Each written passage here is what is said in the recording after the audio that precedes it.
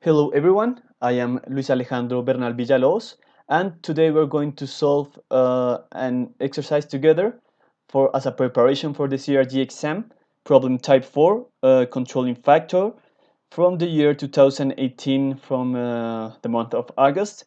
And this is going to be a guide for my master leadership class. So let's jump right into it. So here we have the description of the problem. Yes, we have some scientists that made yes some tests, and we have like time a conversion from this reaction. And okay, let's read problem A.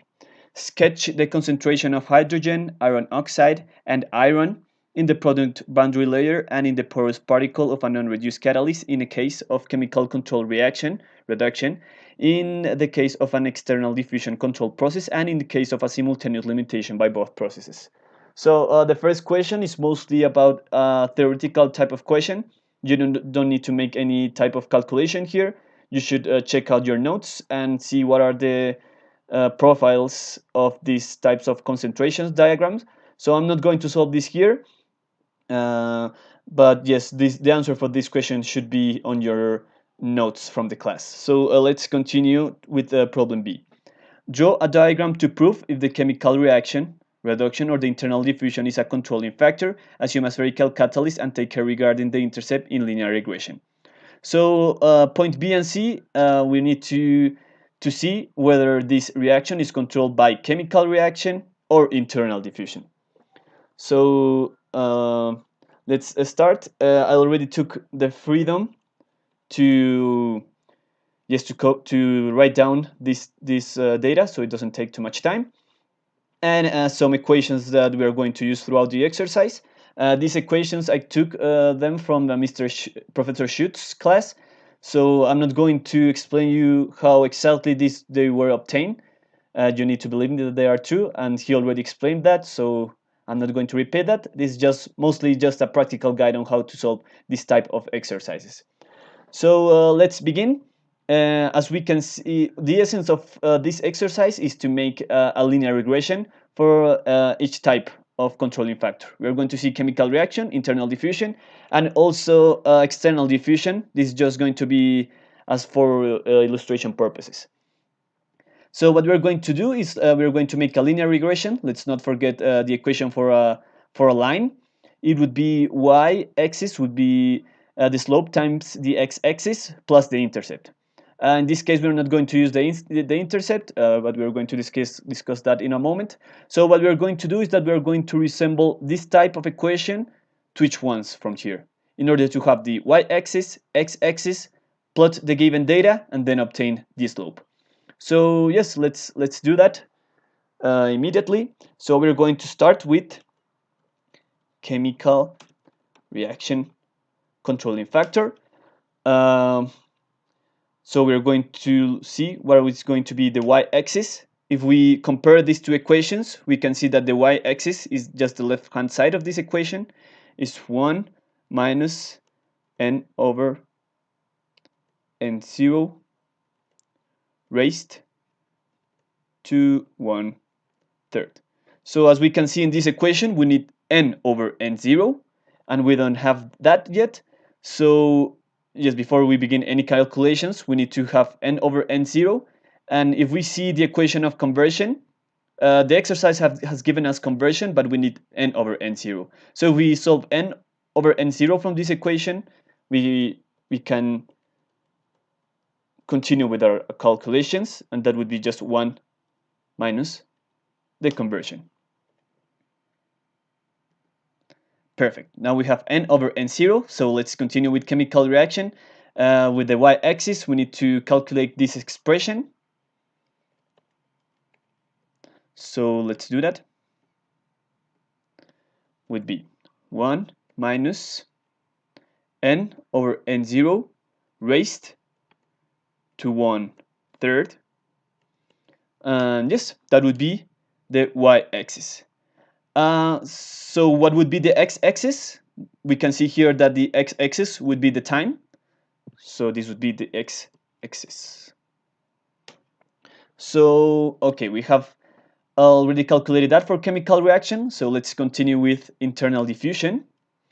And if we compare once again the two equations to see what is the y-axis, once again, the y-axis is the left-hand side of this equation. So we need to calculate what is written here. There is 1 minus 3 times n over n0 raised to 2/3 plus 2 times n over n0. So yes, let's make this calculation.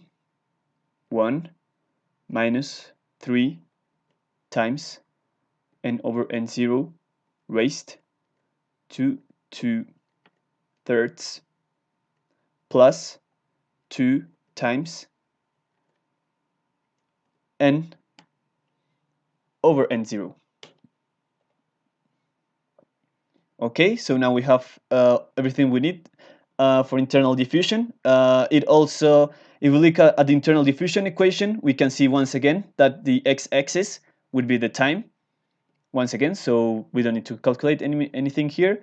And let's continue. Just the exercise doesn't ask for external diffusion, but I find it would be good just to have a sensible comparison.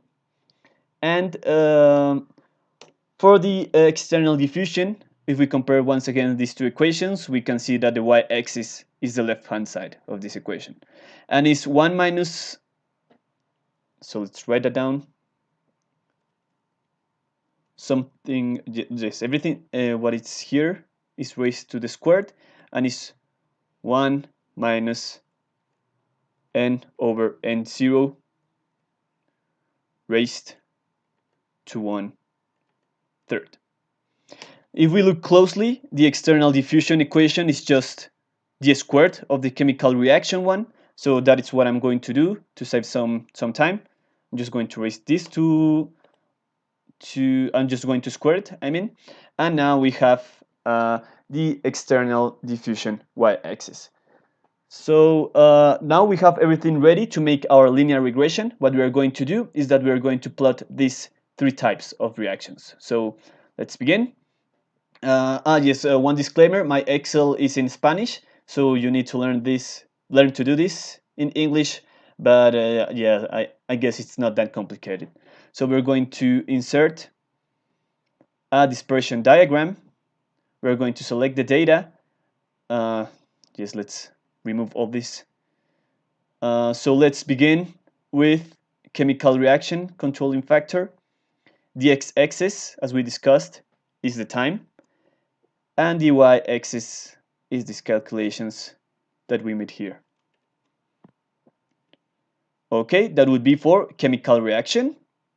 Let's put this down here so it doesn't bother us. Let's make another graph, this time for internal diffusion. So we're going to select data, we're going to add. This would be for internal diffusion. The x-axis is the time, just as before, and the y-axis is this expression that we already calculated. We accept, we have our internal diffusion diagram, and let's finish with the external diffusion one.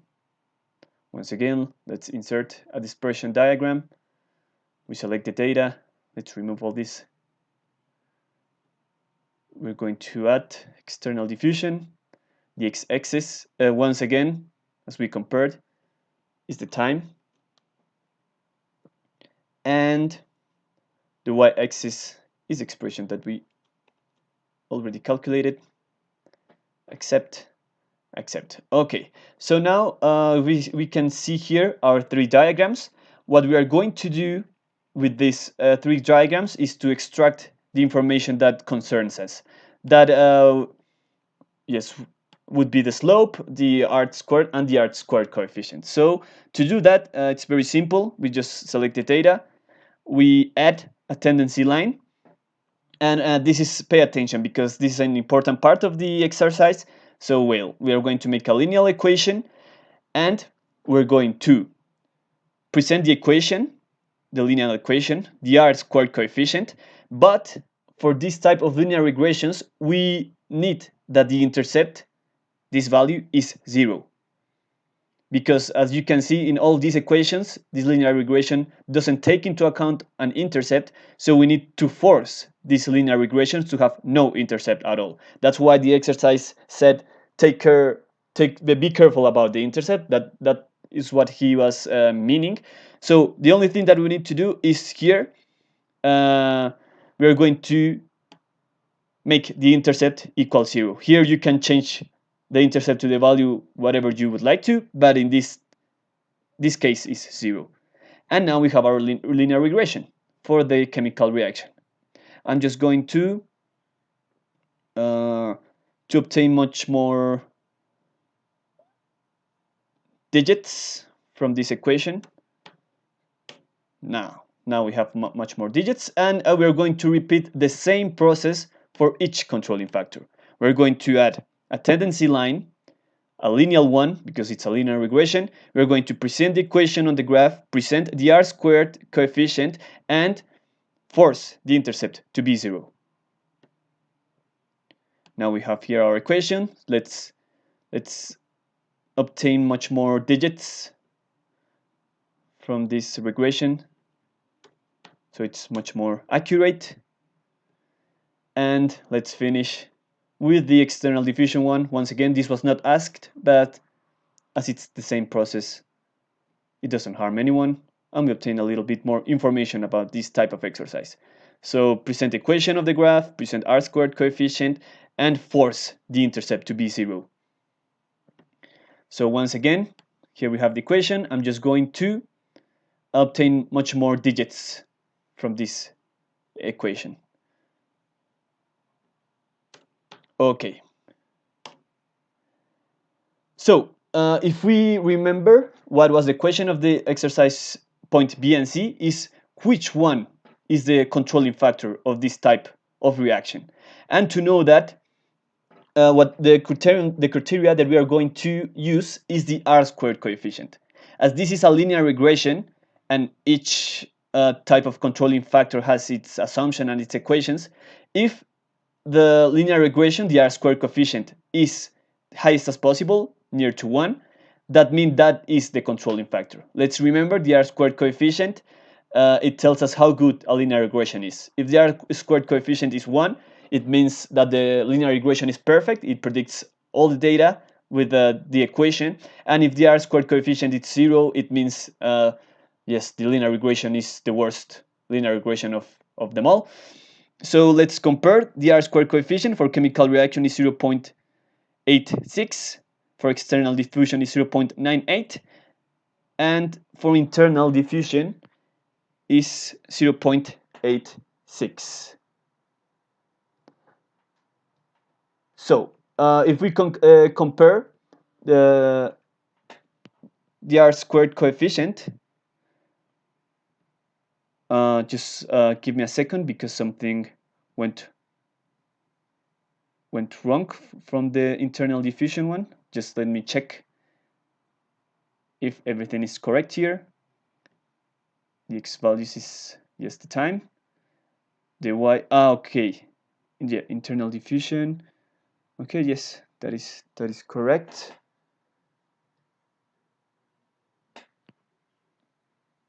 Okay, let's check something first, except because I made a mistake writing this equation.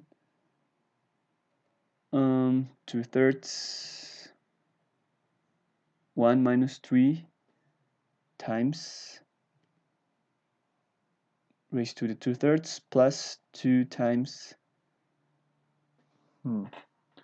Okay, just give me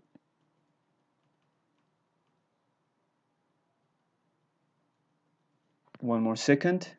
I'm just checking that all these values are accurate.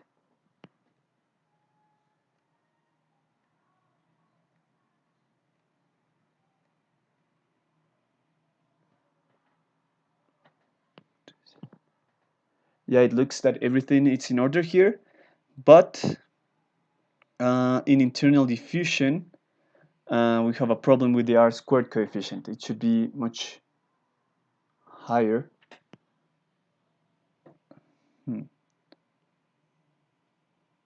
Let's check once again. What are the selected data?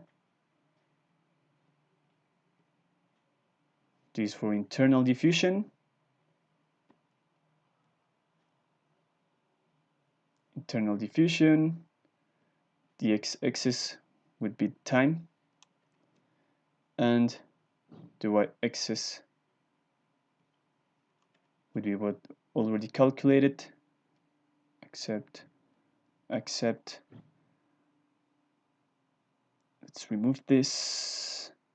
Let's add once again the tendency line. Sorry for this mishap. Add tendency line, lineal, present equation, present R-squared value. Okay, now everything is fine. I don't know what happened before, but okay. Yes, so let's obtain once again some much more significant values here.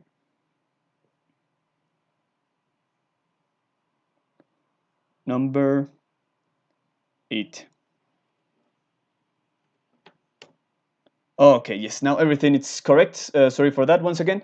So yes, as I was explaining before, the thing that we need to check from these three diagrams is the R-squared coefficient. The highest R-squared coefficient translates in the controlling factor. So if we compare once again, chemical reaction is 0.86, external diffusion is 0.98, and internal diffusion is 0.99. The question was whether chemical reaction or internal diffusion was the controlling factor. So internal diffusion would be the controlling factor.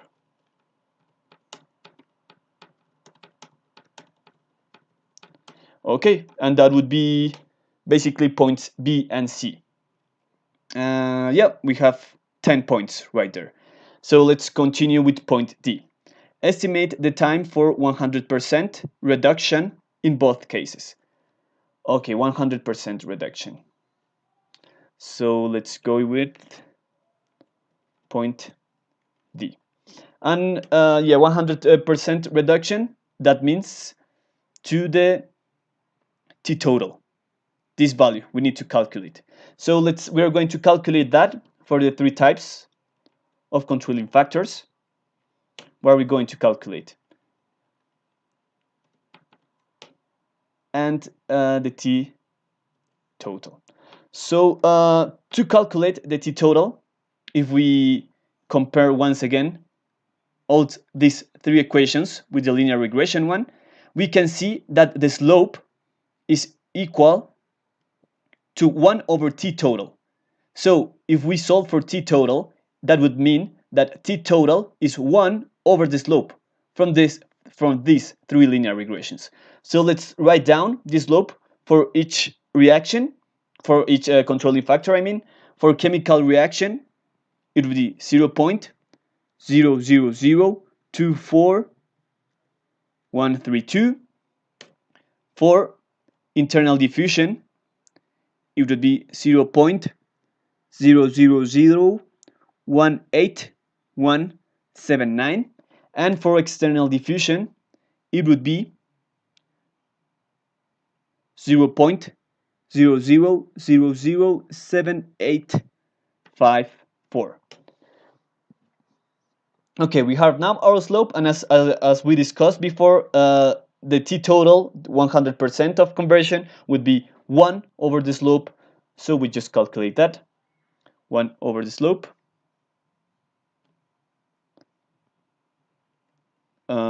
Yes, 1 over the slope. So let's not forget about the units. This regression was made in minutes. So this would be in minutes. And yes, these are a lot of minutes. So let's change this to hours to have a much more sensible comparison. So we just divide by 60. And we can see, yes, that it takes 69 hours for chemical reaction controlling factor for all the reactions to take place, 91 hours for internal diffusion, and 212 hours for external diffusion. So yes, that would be point D, 2 points. So let's continue with point E. Discuss the result. Draw a diagram conversion in percentage versus time to compare the origin data with the calculated curve from your preferred model. Diagram in Excel sheets results in less points than on paper. Okay, so the point just asks us to compare our model with the experimental values. So it says that only with the model that we selected, with the internal diffusion one, but I'm going to do it with all three cases so we can see a nice comparison. So let's put this down. We don't need it for now. I'm just going to copy and paste the data that we need for point E.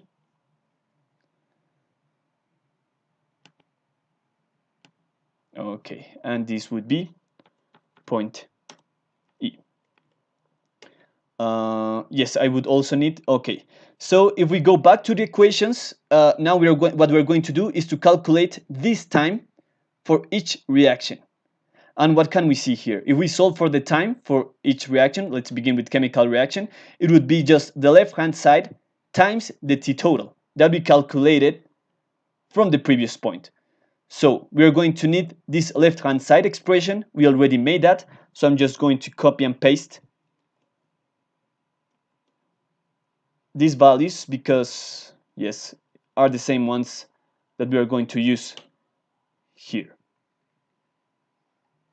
Okay. Yes, let's make some space here.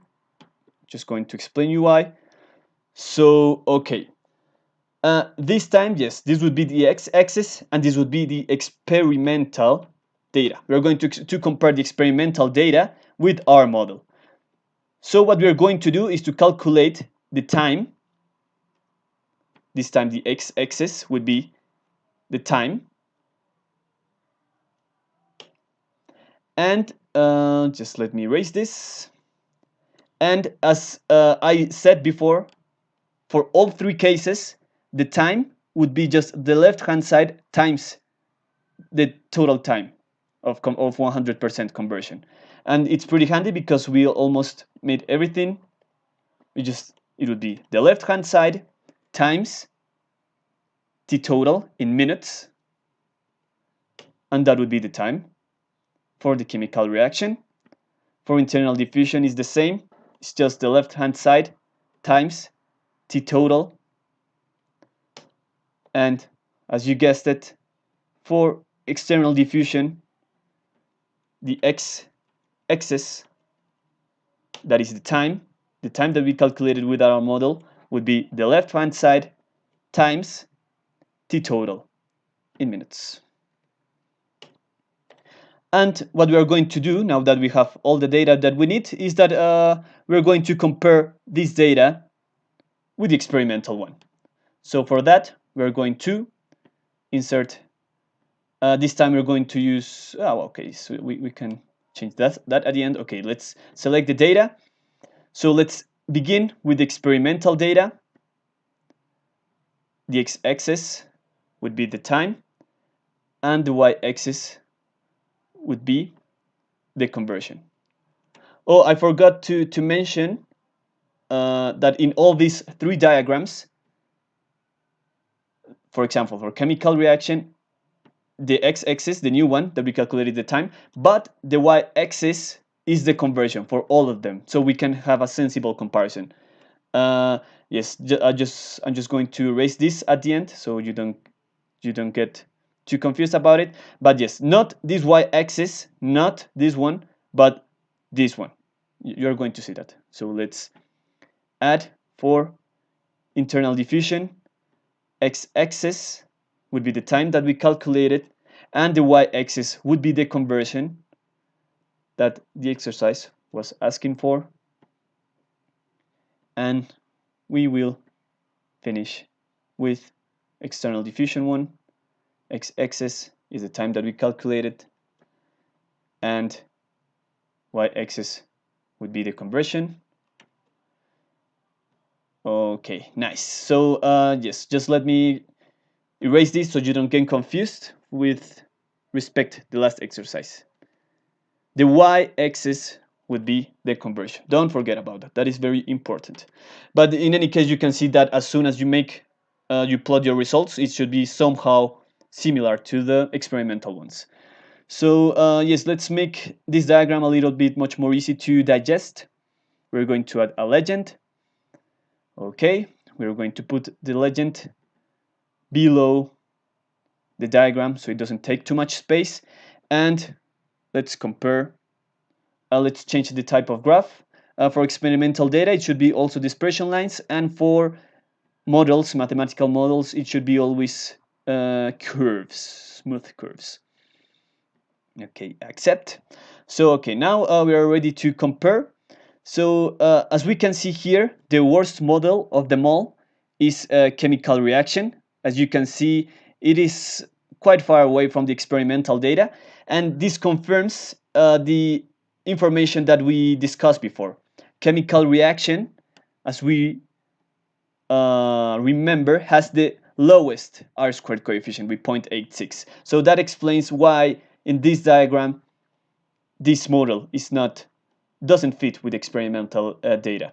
So just let me remove it so it doesn't bother us. And let's continue with the other two ones. We have external diffusion and internal diffusion. And if we just look at the of the model of the diagram, both of them are quite similar. It's very difficult to compare or to say which one of both of these two is the best. But that's why we calculated that in the previous point, the R-squared coefficient. The difference was only 0.01, so that's why it's very difficult to see the difference in this diagram. But we already know that internal diffusion is the controlling factor of this experiment, so let's just leave internal diffusion as our plotted data.